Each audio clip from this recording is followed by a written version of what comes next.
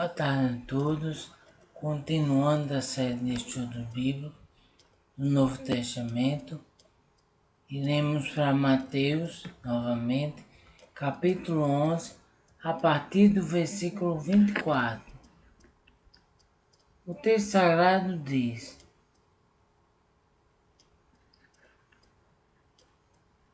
a partir do versículo 20, perdão.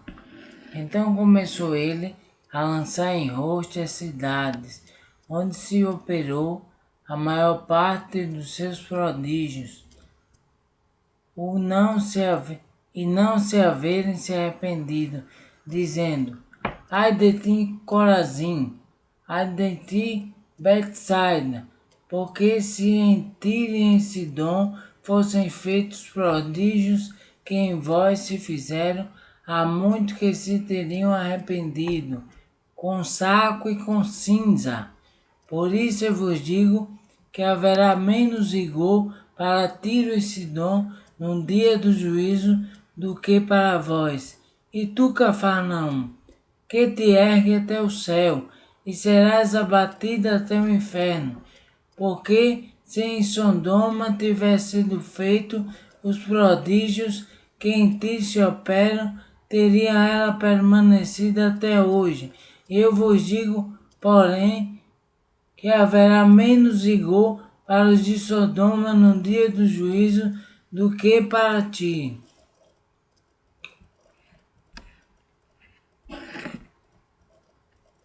Então, como vocês podem ver, aí vai tratar sobre julgamento. É os ais de Deus.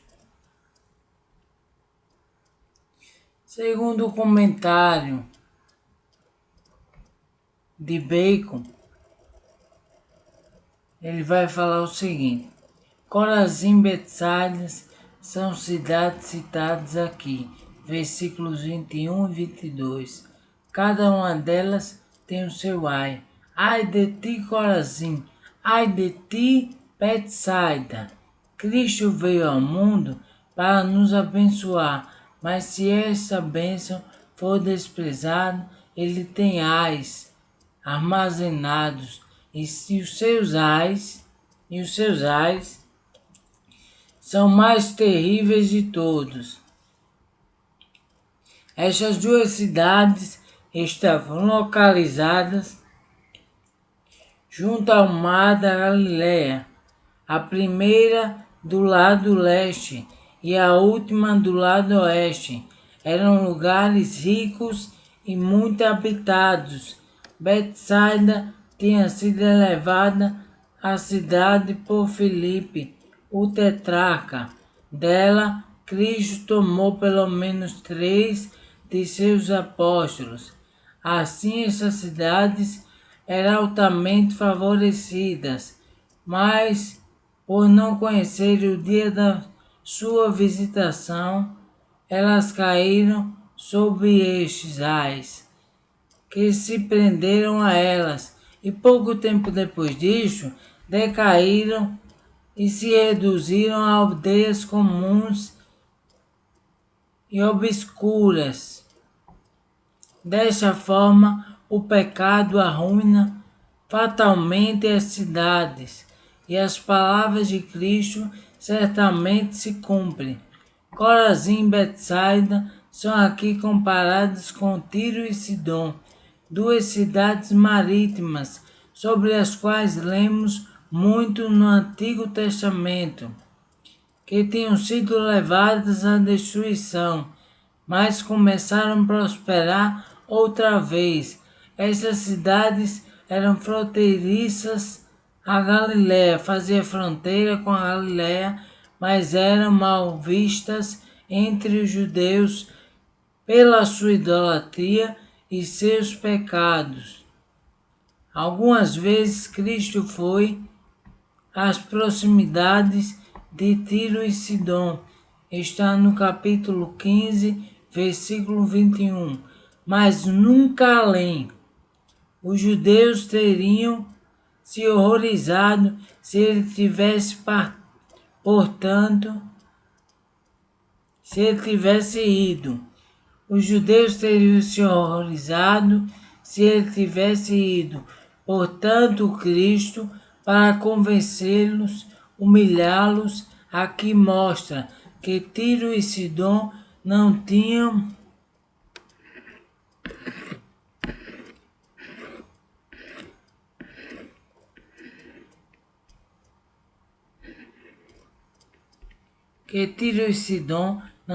sido mais quanto Corazim e Betsaida, se as mesmas palavras tivessem sido pregadas a elas, se os mesmos milagres tivessem sido realizados nelas, elas teriam se arrependido. E há muito tempo, como aconteceu com Nínive, com pano de saco e com cinzas. Cristo, que conhece os corações de todos, sabia que se ele tivesse ido e vivido no meio deles e tivesse pregado entre eles, ele teria feito um bem maior do que onde estava. Mas ainda assim, ele continuou onde estava durante algum tempo, para incentivar os seus ministros a fazerem a mesma coisa. Embora eles não pudessem ver o sucesso que desejavam, observe que entre os filhos da desobediência, alguns são mais facilmente transformáveis que outros. Há um sério agravamento da importância daqueles que recebem completamente os milagres da graça, não somente porque há muitos que estão sobre os mesmos milagres que se transformam, mas porque há muitos mais que poderiam ser transformados se tivessem recebido os mesmos milagres. Veja Ezequiel capítulo 3, versículos 6 e 7. O nosso arrependimento é muitas vezes lento e até atrasado, mas o deles deveria ter sido rápido. Eles deveriam ter se arrependido há muito tempo. O nosso foi leve e superficial.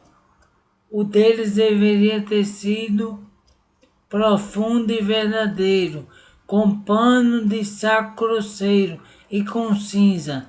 Mas devemos observar com a maravilhada adoração da soberania divina, que os habitantes de Tiro e Sidom iriam parecer justamente no seu pecado, iriam perecer justamente no seu pecado, embora se tivessem recebido a graça, poderiam ter se arrependido.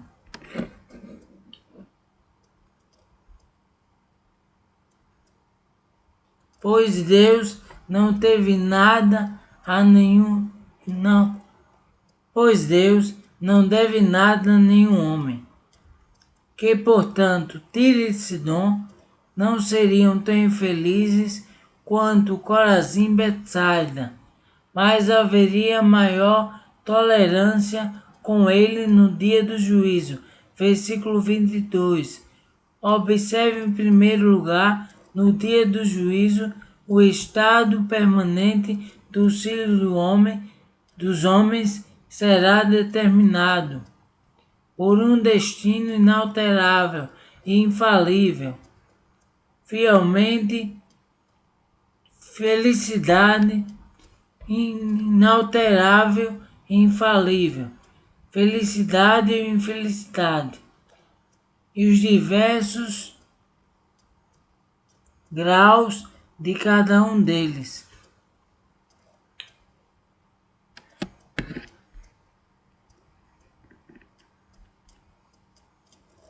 Por isso é chamado de juiz eterno, conforme Hebreus capítulo 6, versículo 2. Porque decide o estado eterno.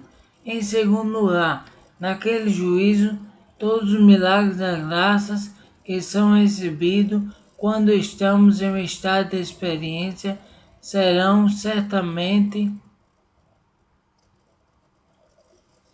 levados em consideração, e nos será perguntado não o quanto fomos maus, mas o quanto poderíamos ter sido melhores, se não fosse pela nossa própria culpa. Isaías capítulo 5, versículo 3 e 4.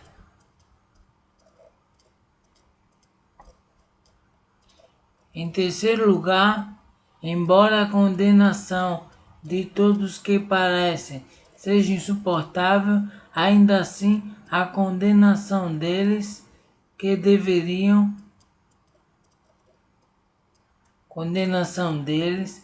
tiveram as revelações mais completas e claras feitas pelo poder e pela graça de Cristo, e ainda assim não se arrependeram, será de todas a mais insuportável.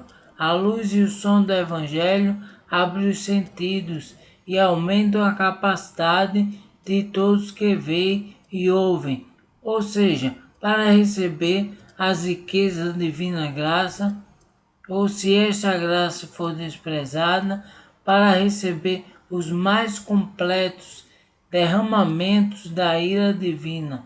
Se a autocondenação for a tortura do inferno, ela realmente deve ser o inferno para aqueles que tiveram uma oportunidade tão excelente de ir para o céu,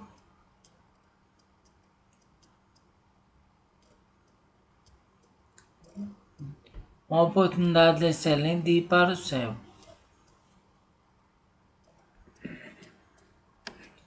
No versículo 23, Cafarnaum é condenada.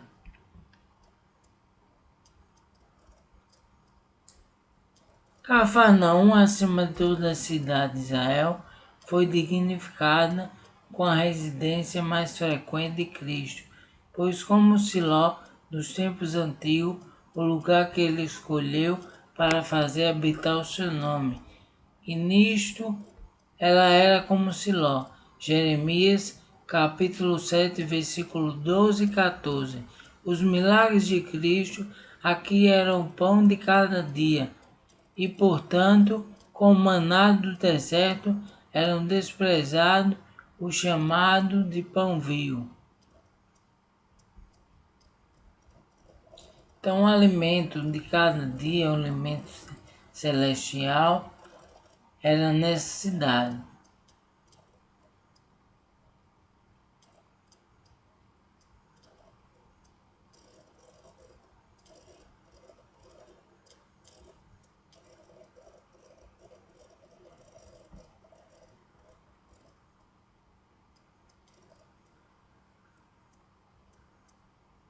Aqui lemos a condenação de Cafarnaum.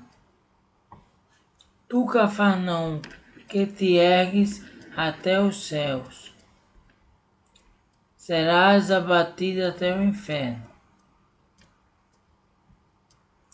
Observe, em primeiro lugar, que aquele que recebe o Evangelho em poder e pureza são desta forma exaltados aos céus. Com isso eles têm uma grande honra no presente, uma grande vantagem para a eternidade. Eles são exaltados aos céus. Mas se apesar disso eles ainda se apegarem à terra, poderão agradecer a si mesmo por não serem elevados ao céu. Em segundo lugar, as vantagens e os aprimoramentos do Evangelho, se mal usados, irão fazer os pecados afundar ainda mais no inferno. Os nossos privilégios externos estarão longe de nos salvar se os nossos corações e as nossas vidas não estiverem em conformidade com eles. Eles somente agravarão a prestação de conta. Quanto mais alto o precipício, mas a falta mais fatal é a queda. Não tenhamos, portanto, caráter altivo. Não tenhamos o caráter altivo, mais temor, mas sejamos indolentes, mais diligentes. Jó, capítulo 20, versículos 6 e 7. A condenação de Cafarnaum, comparada com o destino de Sodoma, recebe um lugar ainda mais notável do que talvez qualquer outra, tanto pelo pecado como pela destruição. E assim Cristo aqui nos diz, em primeiro lugar, que os prodígios operados em Cafarnaum teriam salvado Sodoma, se esse milagre tivesse sido realizado entre os sodomitas, por mais pecadores que fossem, eles teriam arrependido e a sua cidade teria permanecido até os dias de hoje como um monumento da misericórdia que poupa, da mesma maneira como hoje é um monumento da justiça que destrói. Judas capítulo 7. Observe que com arrependimento sincero por meio de Cristo, até mesmo o maior pecado será perdoado e a maior destruição será evitada. O que Sodoma esperou? O que Sodoma esperou? Não esperou. Os anjos foram enviados a Sodoma e ainda assim ela não permaneceu.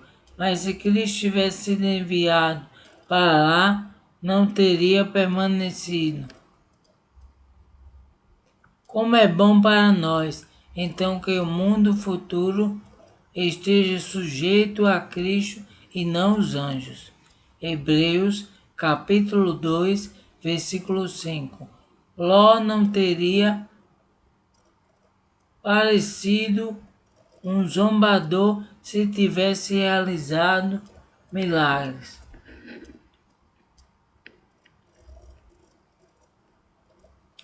Em segundo lugar, o ruína de Sodoma será provavelmente menor do que a de Cafarnaum, no grande dia.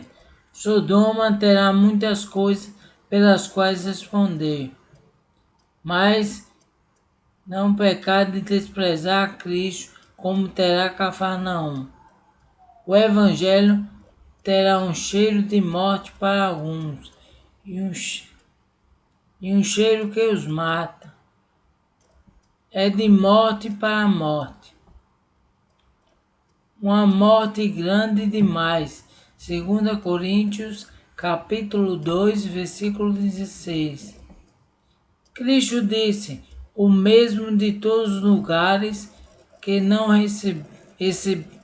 recebessem os seus ministros, nem dessem as boas-vindas ao seu evangelho. Está no capítulo 10, versículo 15. Haveria mais tolerância para a terra de Sodoma do que para tal cidade. Nós que temos agora a palavra escrita nas mãos, o evangelho pregado e a lei do evangelho ministrada a nós e vivemos sobre a concessão do Espírito, temos vantagens não inferiores às de Corazim, Betsaida e Cafarnaum. E a prestação de contas no grande dia será correspondente.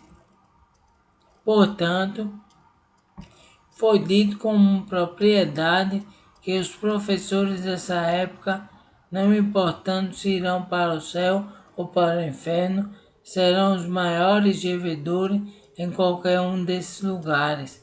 Se forem para o céu, os maiores devedores da misericórdia divina, por aqueles milagres que os levarem até ali.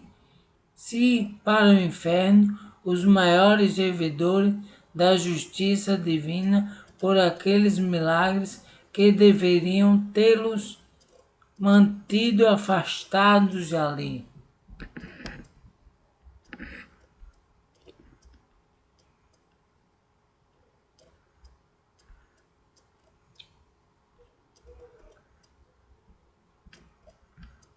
Versículo 25 ao 30. O convite de Cristo às almas oprimidas. Nestes versículos, temos Cristo elevando seus olhos para o céu, agradecendo ao seu Pai pela soberania e pela segurança do concerto da redenção.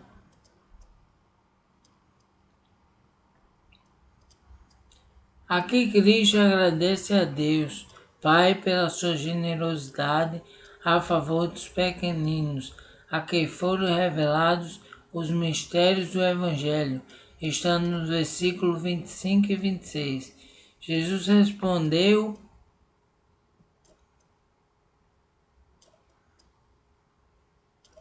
e agradeceu.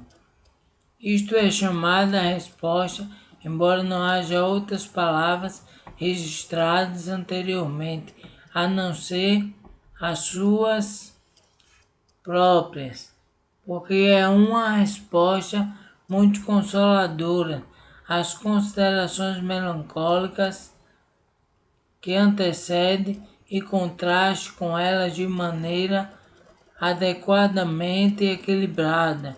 O pecado e a destruição daquelas cidades infelizes, sem dúvida, era um pesar que o Senhor Jesus ele não podia fazer nada, exceto chorar por elas, como fez por Jerusalém. Lucas capítulo 19, versículo 41. Com este pensamento, portanto, ele se alivia e para torná-lo ainda mais animador, ele o transforma em um agradecimento, pois apesar de tudo, existem alguns, embora ainda pequeninos, a quem as coisas do Evangelho são reveladas.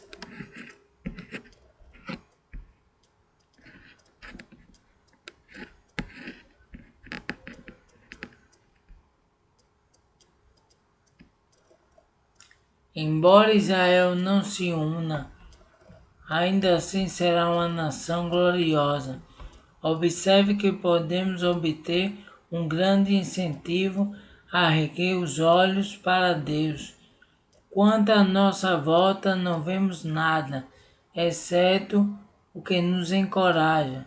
É triste ver quanto alguns homens deixam de se preocupar com a sua própria felicidade, mas é consolado pensar que aos sábios e fiéis Deus irá efetivamente assegurar os interessados da sua própria glória. Jesus respondeu e disse: graça te dou. O agradecimento é uma resposta adequada aos pensamentos obscuros e inquietantes e podemos ser um meio efetivo para silenciá-los.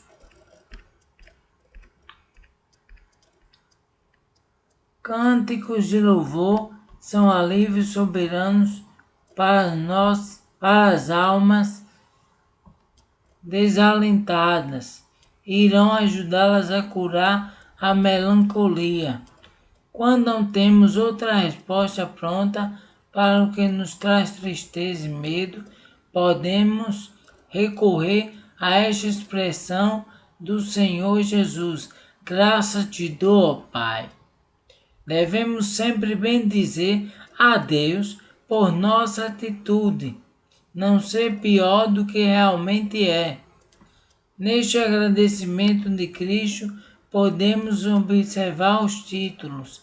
Ele dá a Deus: Pai, Senhor do céu e da terra. Observe, todas as vezes que nos aproximamos de Deus, em louvor e também em oração, é bom que o vejamos como Pai, que nos apeguemos a este relacionamento, não somente quando pedimos o que desejamos, mas também quando agradecemos pelo que recebemos. A misericórdia, então, duplamente doce e poderosa, para abrir o coração em louvor, quando é recebida como símbolo de amor de um pai e como um dom da mão de um pai dando graça ao pai. Colossenses capítulo 1, versículo 12.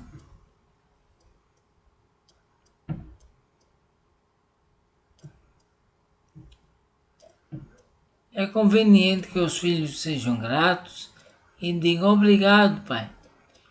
Tão prontamente como eu oro, Pai,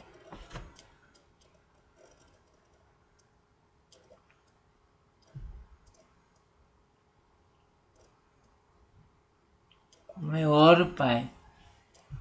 Quando buscamos a Deus como Pai, devemos também nos lembrar de que Ele é o Senhor do céu e da terra, que nos impele a nos dirigir a Ele com reverência, como o soberano Senhor de todas as coisas, e além disso, com confiança, como alguém que é capaz de fazer por nós qualquer coisa e nos defender de todo mal e de nos dar todo bem. Cristo, apresentado por Melquisedeque há muito tempo, tinha agradecido a Deus como possuidor dos céus e da terra, e em todos os nossos agradecimentos pelas misericórdias que recebemos, devemos lhe dar glória por ser a fonte superabundante.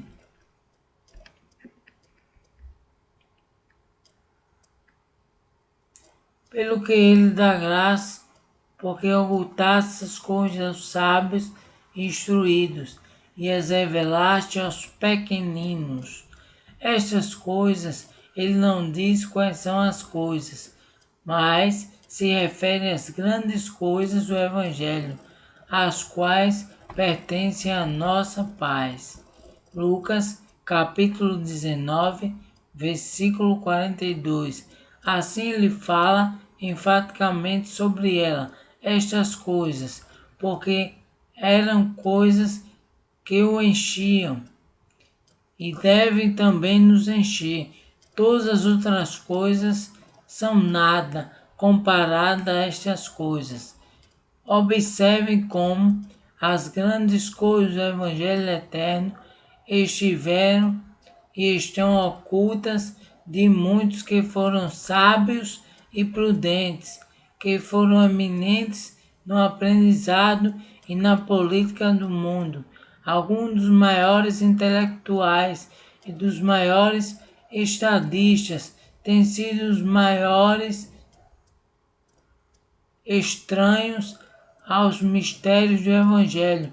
O mundo não conheceu a Deus pela sua sabedoria. 1 Coríntios, capítulo 1, versículo 21. Há uma oposição feita ao Evangelho por uma falsamente chamada ciência. 1 Timóteo, capítulo 6, versículo 20. Aqueles que são mais especializados as coisas concretas e seculares normalmente são menos versados nas coisas espirituais. Os homens podem mergulhar profundamente nos mistérios da natureza e nos mistérios do Estado e serem ignorados e equivocados e serem ignorantes e equivocados sobre o mistério do reino dos céus, ou precisarem de uma experiência com o poder desse mistério.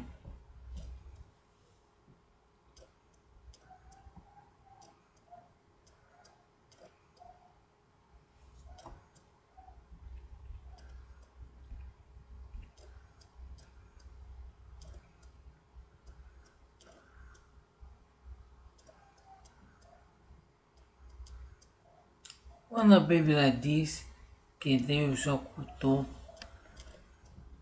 aos sábios entendidos, Deus oculta aos que se acham supostamente sábios, entendidos, mas que na verdade o melhor conhecimento que há e a maior sabedoria existente é a proveniente de Deus.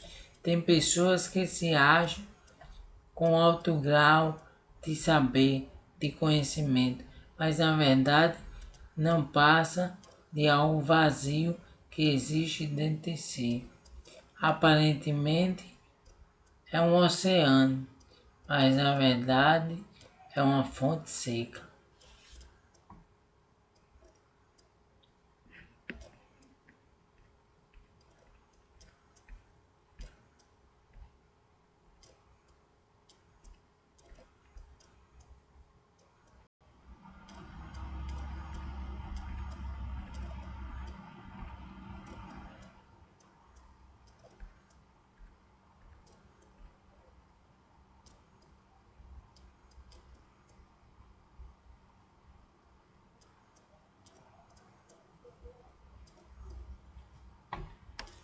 Devemos ir a Jesus Cristo como nosso descanso e repouso nele. Versículo 28. Jesus diz: Vinde a mim, todos que estáis cansados e oprimidos, e eu vos aliviarei. Observe o caráter das pessoas que são convidadas. Todos que estáis cansados e oprimidos. Esta é uma boa palavra ao que está cansado, que aqueles que reclamam do peso da lei cerimonial, que era um jugo insuportável, e ficava ainda pior pela tradição dos anciões, conforme está em Lucas capítulo 11, versículo 46. Venham a Cristo e serão aliviados.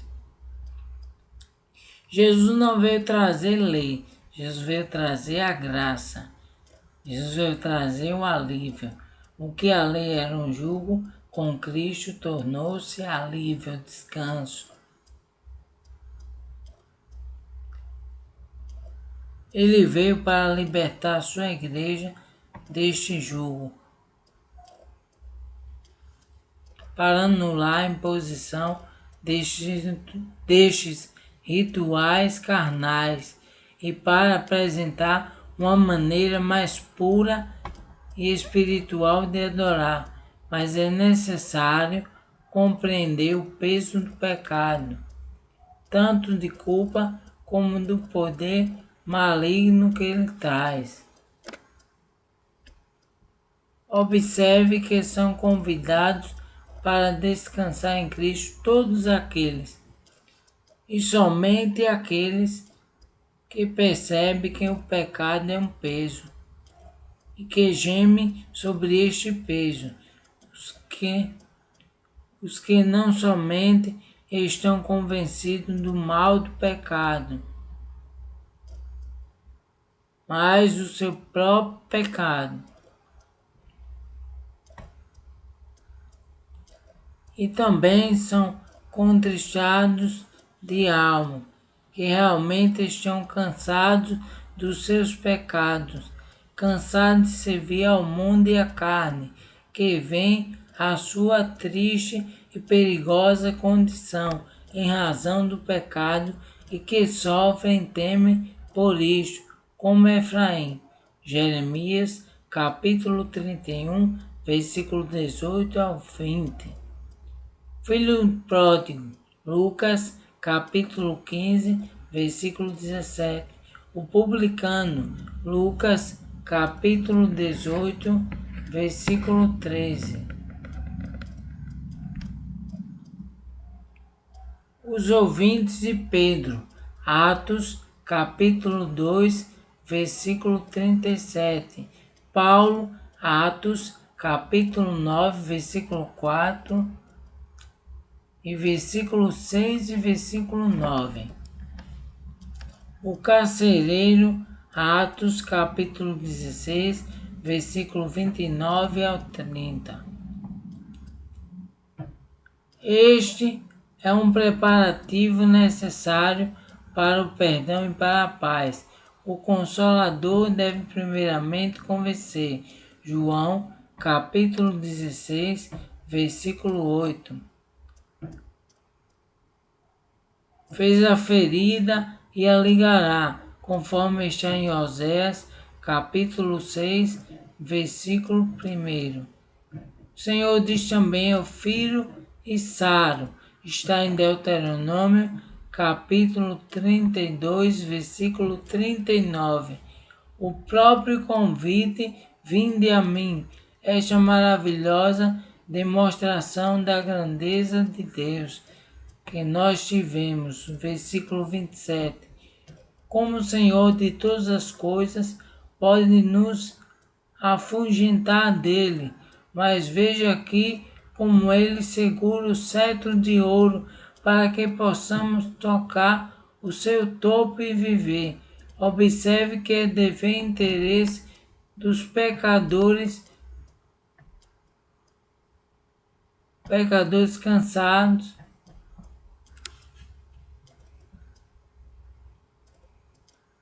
cansados e oprimidos, vir até Jesus Cristo, renunciando a todas aquelas coisas que estão em oposição a Ele,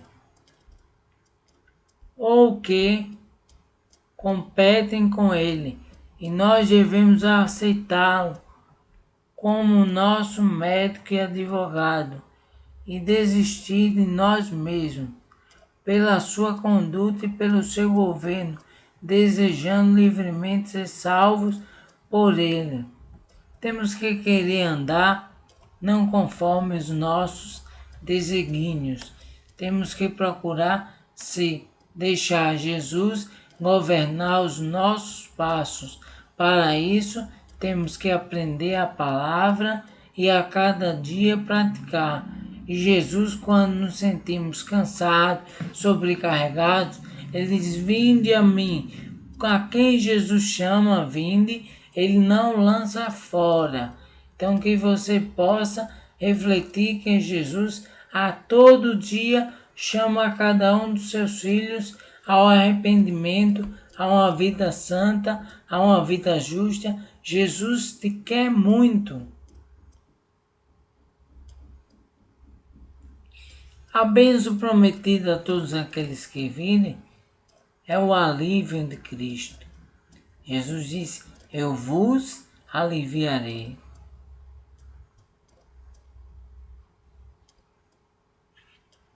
Jesus é o nosso Noé, pois Noé, amado, nome significa descanso. Jesus também dará descanso das nossas obras e do trabalho das nossas mãos. Gênesis capítulo 5, versículo 29. E Gênesis capítulo 8, versículo 9. Está mostrando isso na tradução brasileira. Verdadeiramente o descanso é bom. Gênesis capítulo 49, versículo 15. Especialmente aqueles cansados e oprimidos. Eclesiastes capítulo 5, versículo 2. Observe que Jesus Cristo dará um descanso assegurado àquelas almas cansadas.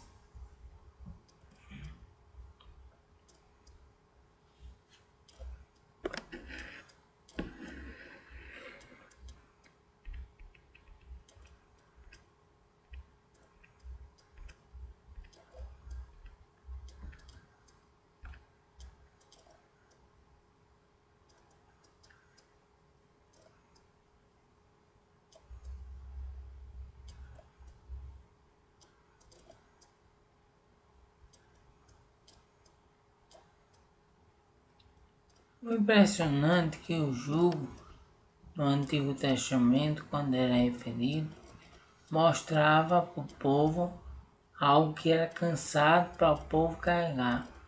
Mas com Jesus não.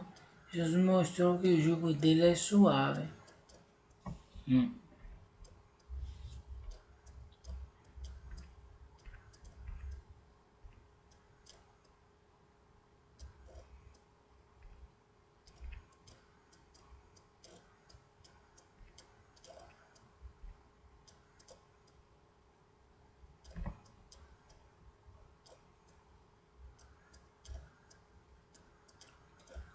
Quando Jesus diz o meu jugo é suave, o meu fardo é leve, ele quer dizer, vocês não precisam ter medo dele.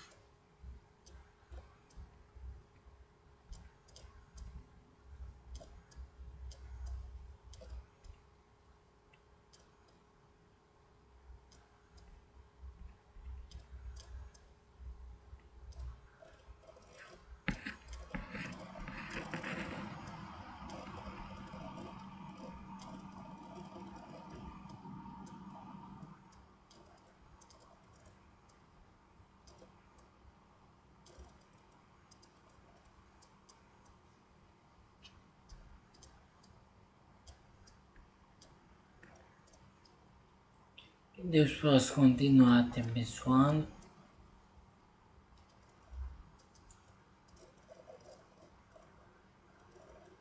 e que você persista em ler as Escrituras, pois a Bíblia diz que dela provém o reino dos céus. O reino dos céus não é nenhuma historinha humana. O reino dos céus é vindo por intermédio da palavra. Desde o início, em Gênesis, Deus criou todas as coisas por intermédio da palavra. Quando Deus disse, haja luz, houve luz, e fez separação entre luz e as trevas. E luz chamou dia e as trevas chamou noite. Então o poder de Deus foi demonstrado de uma forma gloriosa por intermédio da palavra. A palavra de Deus permaneça em teu interior. Que Deus possa continuar te abençoando e permaneça estudando as Escrituras. Iremos continuar essa série de estudo ainda. Que Deus derrame ricamente as bênçãos gloriosas sobre a tua vida e medite no capítulo 11 de uma forma toda especial, em nome de Jesus.